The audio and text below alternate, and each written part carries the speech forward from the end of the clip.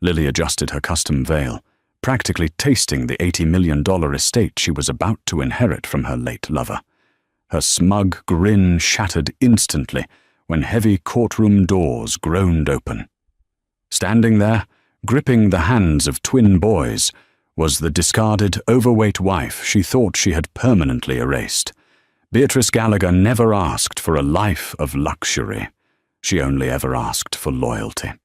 When she married Richard Sterling 12 years ago, he wasn't the ruthless, multi-millionaire real estate tycoon plastered across the financial pages. He was a struggling broker, drowning in student debt, and Bea was the one working double shifts at a diner in Chicago to put food on their table. She was his rock, his confidant, and the architect of his early success. But as Richard's bank account swelled, his ego inflated with it. The turning point came with the birth of their twin boys, Leo and Toby. The pregnancy was incredibly difficult, requiring months of bed rest, and the physical toll on Bea's body was permanent. She gained a significant amount of weight that her body simply refused to shed, no matter how many grueling diets or exhaustive regimens she attempted. Her thyroid had been compromised, leaving her in a larger, softer body, a body that had carried his children, a body that deserved grace. Richard, however, had no grace to give. The man who once kissed her calloused hands now looked at her with thinly veiled disgust. He became obsessed with appearances, surrounding himself with people who looked like they belonged in a glossy magazine. "I have a corporate gala tonight, Bea," Richard had sneered on a frigid evening last December, standing by the door in a bespoke Italian suit. "Don't bother getting a sitter. You wouldn't fit into any of your old evening gowns anyway.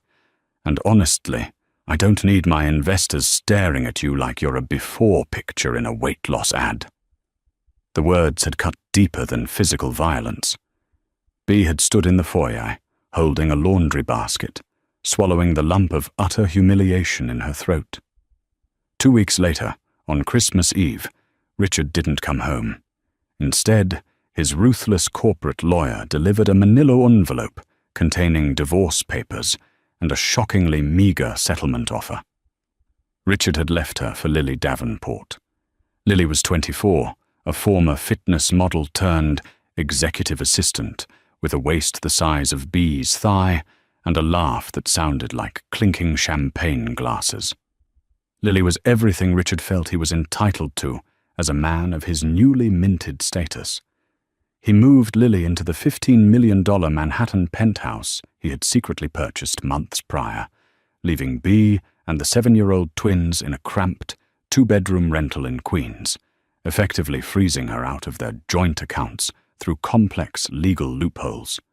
For 8 months, Bea fought a grueling, agonizing battle in family court just to get basic child support.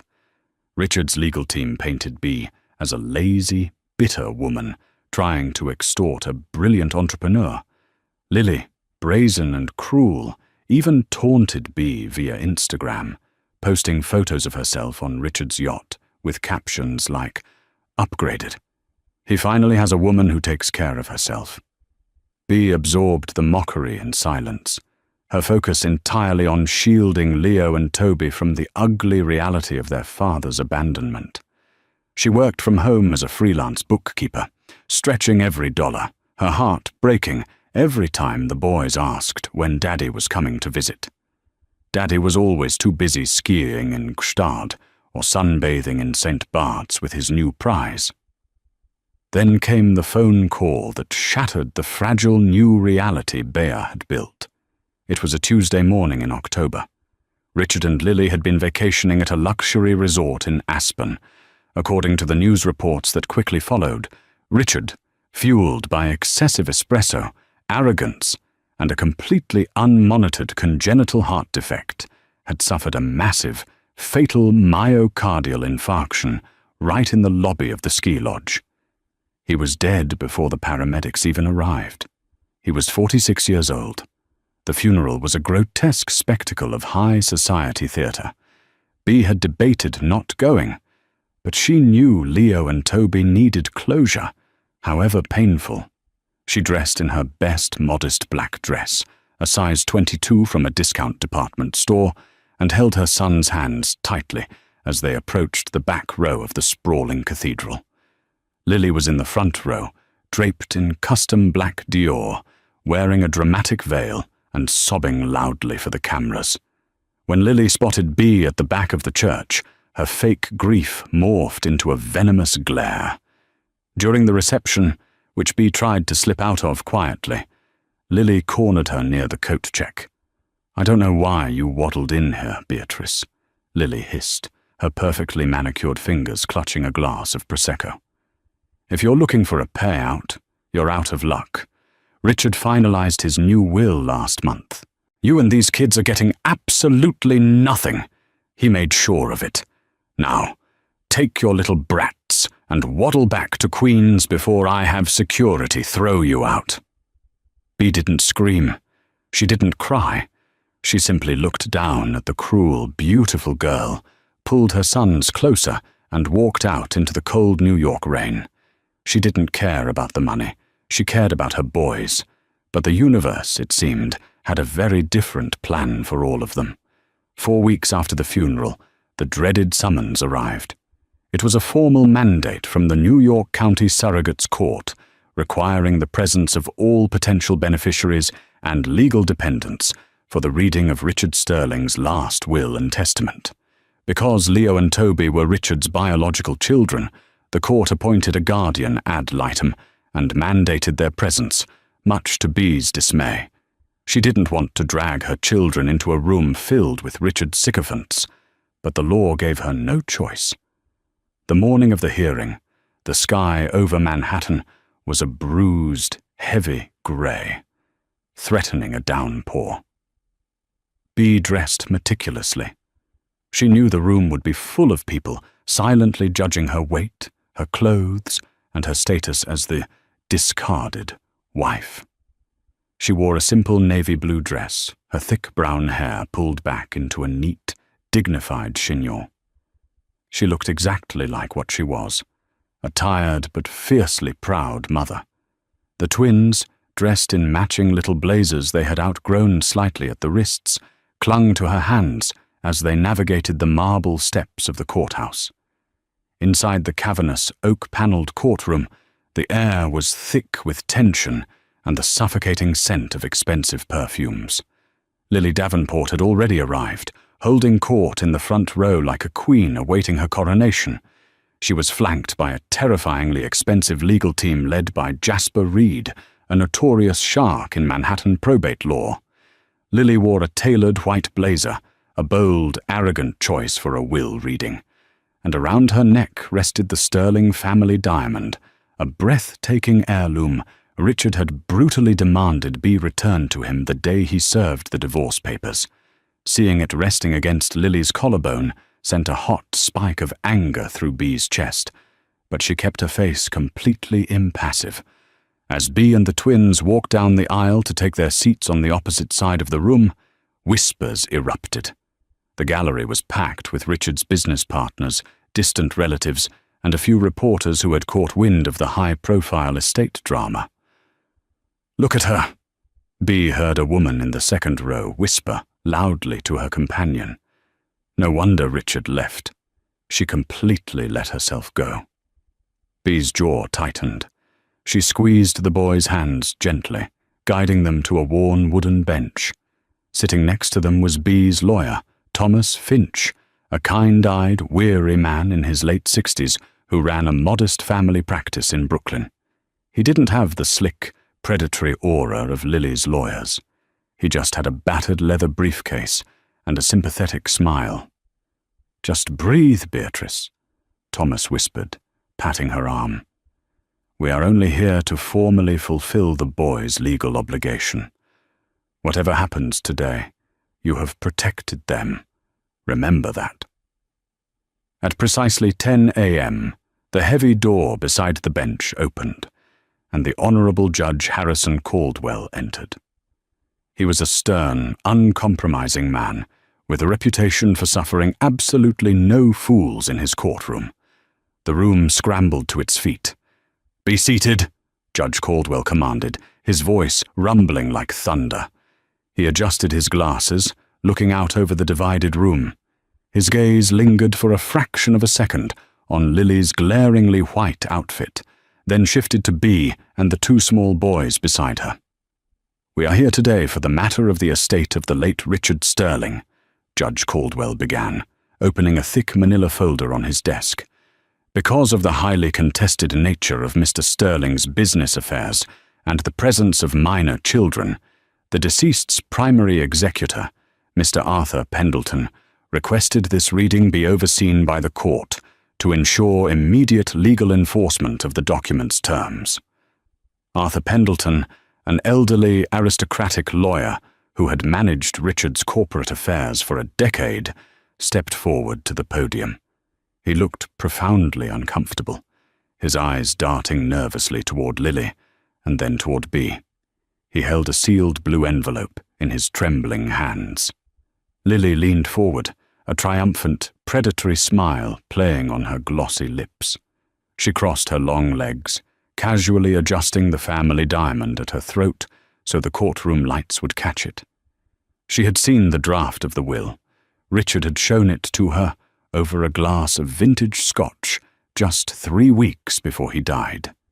It was ironclad. She was to receive the penthouse, the offshore accounts, the stock portfolios, and the Hamptons estate. Bea and the brats were left with a legally insulting token amount to prevent them from contesting it. Lily was about to walk out of this room with an $80 million empire.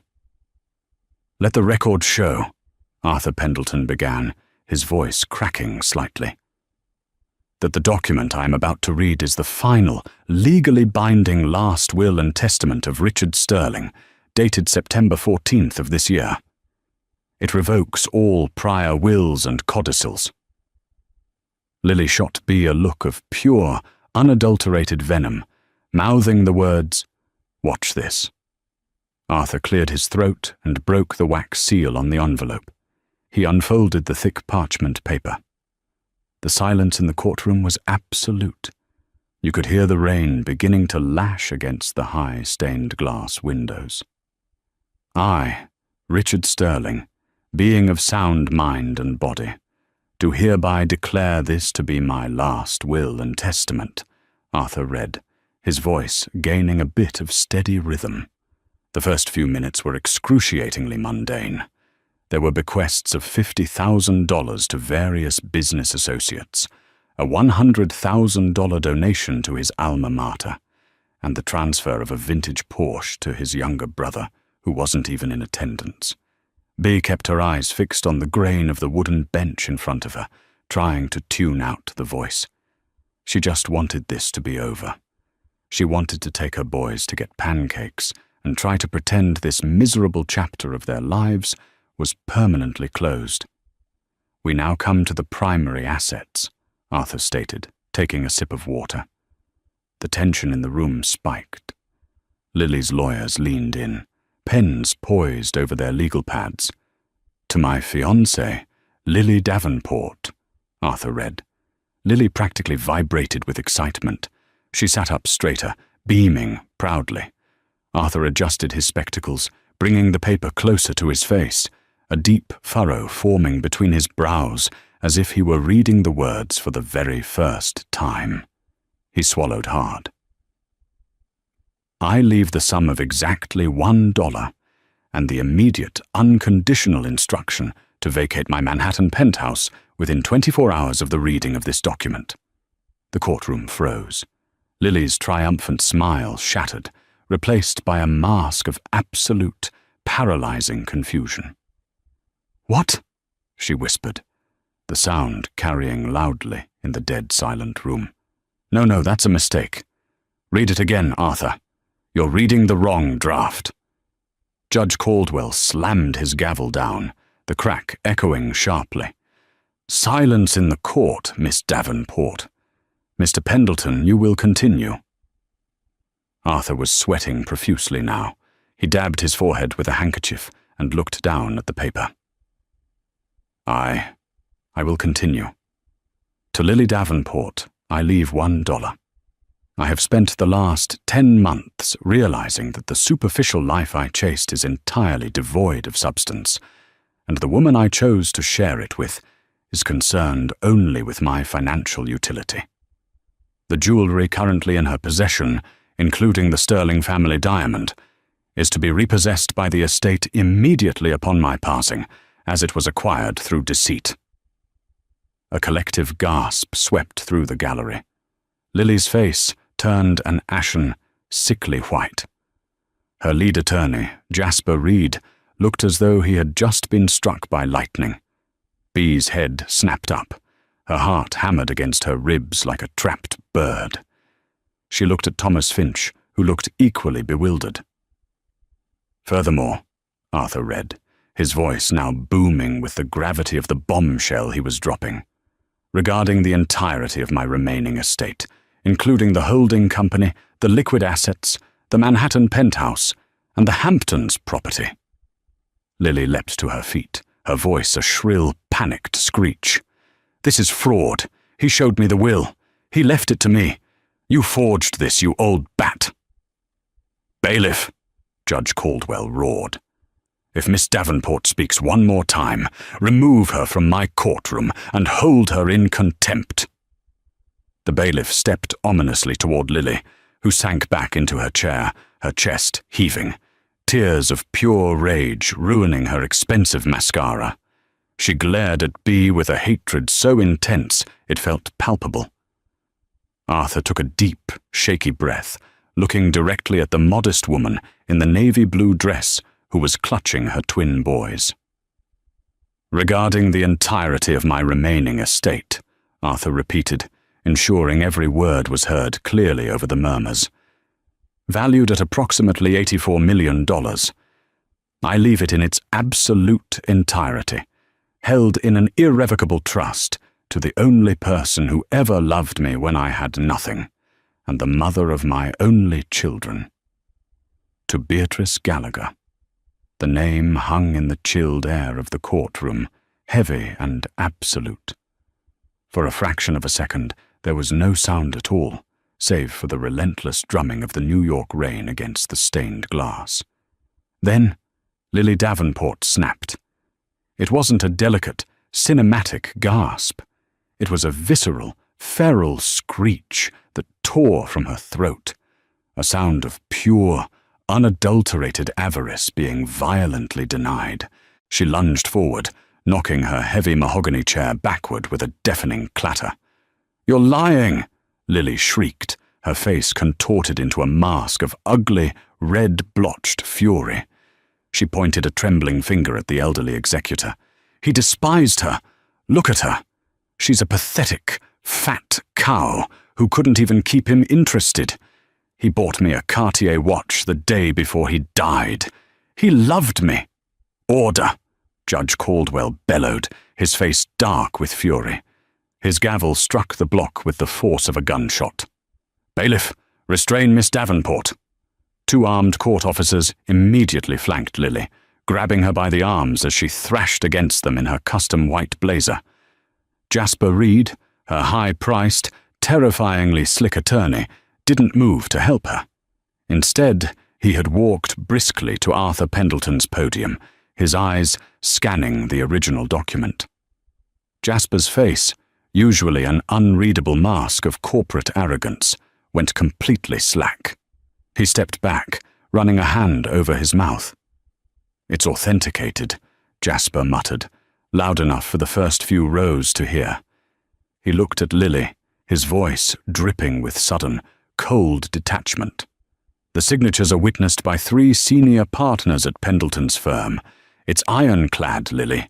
You have nothing." "No!" Lily sobbed, struggling against the bailiffs. "Why? Why would he do this? We were getting married."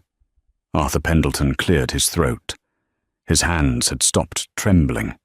The initial shock of the revelation had passed, replaced by the solemn duty of executing his late client's final, desperate attempt at redemption. "Mr. Sterling anticipated this confusion," Arthur announced, addressing the judge. "Attached to the will is a handwritten addendum, A letter legally notarized on the same day the will was finalized. I am instructed to read it aloud in the presence of all parties." Judge Caldwell nodded curtly. "Proceed, Mr. Pendleton." Arthur unfolded a piece of heavy, cream-colored stationery bearing Richard Sterling's personal letterhead. Bea sat frozen, her arms wrapped protectively around Leo and Toby. Her lawyer, Thomas Finch, was staring at the proceedings with his mouth slightly ajar, completely stunned by the multi-million-dollar reversal of fortune. "To whom it may concern," Arthur read, his voice steady, "and specifically, to my estranged wife, Beatrice. If this letter is being read, my heart has finally given out. I have known for 6 months that my condition was deteriorating rapidly. I kept it a secret because a man in my position cannot show weakness. But facing one's mortality has a peculiar way of burning away the superficial rot of one's life." Bea felt a sudden, sharp ache in her chest. Despite the cruelty of the past year, she remembered the boy she had married, the one who used to share a single slice of diner cherry pie with her because it was all they could afford. 3 months ago, Arthur continued, I hired Vanguard Security Solutions to conduct a routine background check on Lily's associates. What Detective Gregory Hayes uncovered was a staggering web of deceit. Lily was not the devoted partner she pretended to be. She had been systematically siphoning funds from my secondary accounts, totaling nearly $1.2 million, into an offshore trust in the Cayman Islands. Furthermore, she was engaged in a long-standing romantic relationship with her personal trainer, a man named Sebastian Croft, whom she had secretly moved into a condominium I was paying for in Tribeca. The gallery erupted into shocked murmurs. The reporters in the back row were furiously typing on their phones. Lily stopped thrashing. The fight drained out of her instantly, leaving her limp and staring blankly at the floor as her profound betrayal was broadcast to the world. I was a fool, Arthur read, the regret in Richard's written words echoing through the cavernous room. I threw away a woman of insurmountable substance, loyalty and grace for a cheap, parasitic illusion. Beatrice, I ridiculed you for the physical changes that brought my beautiful sons into this world. I was a shallow, arrogant monster. I cannot undo the humiliation I caused you, nor do I expect your forgiveness. But I can ensure that the empire you helped me build, when we had absolutely nothing, goes to the only person worthy of wielding it. You are the strongest woman I have ever known. Protect our boys. Protect our legacy. Arthur folded the letter. The document concludes there. Judge Caldwell surveyed the room, his eyes lingering on Bea with a look of profound, silent respect. Then his gaze snapped to Lily. Miss Davenport, the judge said, his voice dropping to a dangerous, icy register.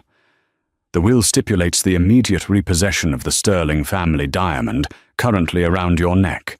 The estate has laid claim to it, and considering the evidence of financial embezzlement just disclosed, I am ordering you to surrender it to the court officer. Right now. Lily's hands flew to her throat, clutching the breathtaking multi-million-dollar stone. No, it was a gift. It was acquired through deceit, as stipulated by the deceased, Judge Caldwell countered. Unhook the clasp, Miss Davenport, or I will have the bailiff remove it for you, and you will be spending the night in a holding cell for contempt. The silence in the courtroom was agonizing. Slowly, with trembling fingers and tears streaming down her perfectly contoured face, Lily reached behind her neck. The click of the clasp echoed loudly. She dropped the heavy diamond necklace into the bailiff's outstretched hand like it was burning her skin. You are ordered to vacate the Manhattan penthouse by 10 a.m. tomorrow, Judge Caldwell added ruthlessly. and I highly suggest you retain criminal counsel, Miss Davenport. I suspect the Sterling estate will be pursuing civil and criminal charges regarding the embezzled funds. This hearing is adjourned. The gavel slammed one final time. The aftermath was a media frenzy. The tabloids that had once gleefully documented Richard's lavish lifestyle with his young mistress now ruthlessly published the details of her betrayal and spectacular downfall. Lily Davenport became a pariah in the upper echelons of Manhattan society overnight. Beatrice Gallagher, however, did exactly what she had always done. She grounded herself, protected her children, and handled her business.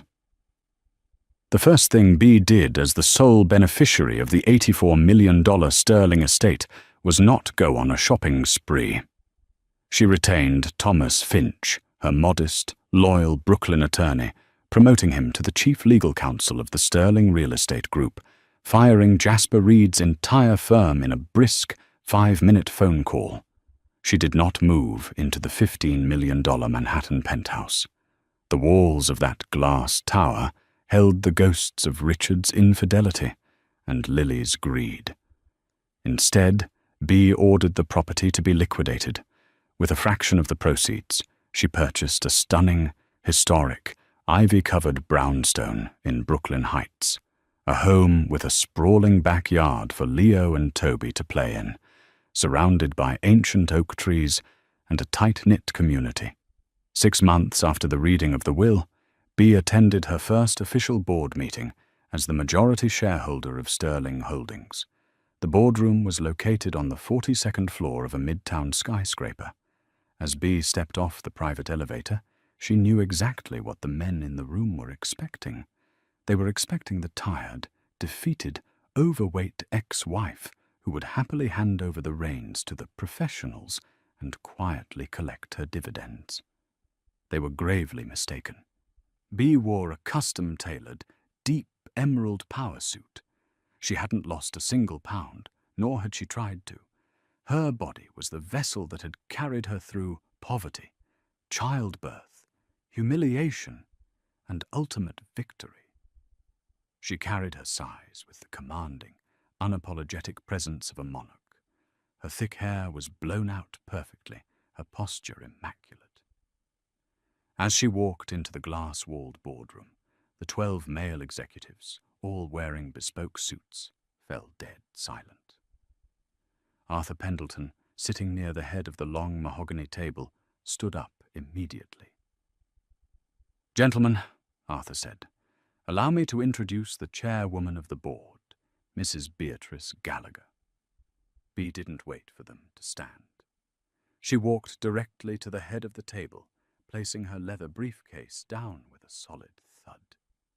She looked around the room, meeting the eyes of men who had attended Richard's lavish parties, men who had known about his affairs, men who had silently agreed when Richard said she was no longer fit for their world. "Good morning, gentlemen," Bea said, her voice smooth, unwavering, and utterly terrifying in its calmness. "Let us be exceedingly clear about how this company will operate moving forward. For the past decade, I balanced the books of this empire from a cramped kitchen table in Queens, while you enjoyed 3 martini lunches. I know exactly where the leverage is. I know where the fat needs to be trimmed, and I know which of you have been underperforming. We are liquidating the vanity projects, starting with the private jet and the yacht in St. Bart's, and reinvesting in commercial infrastructure. If any of you have a problem taking orders from me, the door is behind you, and Mr. Finch will have your severance packages drafted by noon." No one moved. No one breathed. By the time the hour-long meeting concluded, it was abundantly clear to Wall Street that Beatrice Gallagher was a financial savant who possessed twice the ruthlessness of her late husband, tempered with a moral compass of steel. A year passed. The Sterling Empire, under Bea's careful, pragmatic leadership, grew its profit margins by 18%. She established a massive philanthropic trust for pediatric cardiac research and fully funded the college accounts for Leo and Toby. As for Lily Davenport, the reality of her actions caught up to her with brutal efficiency. Without the protection of Richard's wealth, her offshore Cayman accounts were frozen by the federal government during the embezzlement investigation. Her Pilates instructor lover, Sebastian, abandoned her the moment the money stopped flowing. On a crisp December evening, exactly 2 years after Richard had cruelly told Bea she wouldn't fit into an evening gown, Bea attended the annual Metropolitan Winter Gala as its primary benefactor.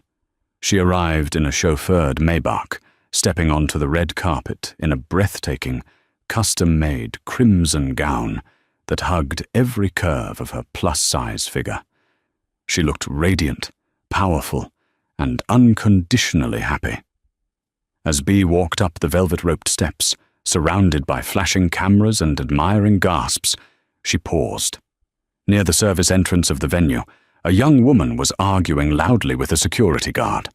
The woman was shivering in a thin coat, holding a clipboard, desperately trying to get onto the event staff list. It was Lily. Her blonde hair was dull and pulled back into a messy knot. The expensive veneers and designer labels were gone, replaced by the harsh, exhausting reality of minimum-wage event staffing. For a fleeting second, their eyes met across the cold New York night. Lily froze, her eyes widening as she took in the majestic, unstoppable force that Beatrice Gallagher had become. There was no hatred left in Bea's heart, only pity for a girl who had sold her soul for a diamond she couldn't keep. Bea didn't sneer. She didn't gloat. She simply turned her head, offering a warm, brilliant smile to the waiting photographers, and walked through the golden doors of the gala, leaving the mistress standing alone in the dark, pouring rain. Beatrice Gallagher didn't just inherit an empire, she reclaimed her dignity. She proved that true worth isn't measured by a dress size or superficial glamour, but by unwavering resilience and fierce love. While Lily chased a fleeting, deceitful illusion of wealth, Bea built a lasting, unshakable legacy for her sons. The gavel had fallen, the storm had passed, and the discarded wife was finally, rightfully, the undisputed queen of the board.